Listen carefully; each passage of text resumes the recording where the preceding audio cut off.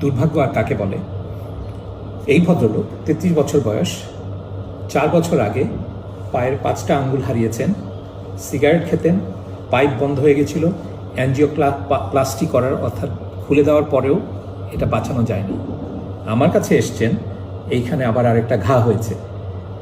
শুধু তাই না, দেখুন এখন ওনার এই আঙ্গুল দুটাও কালো হয়ে গেছে, এই আঙ্গুলের মাথাটার মধ্যেও গ্যাংগ্রিন হওয়ার উপক্রম হয়েছে, অর্থাৎ এই পাও ডেঞ্জারে আছে। আমি 2 পায়ের কোথাও কোনো পালস খুঁজে পাচ্ছি না।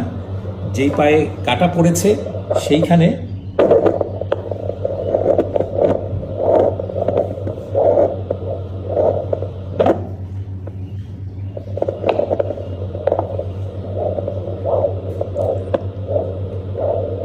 খুব সামান্য সিগন্যাল পাই।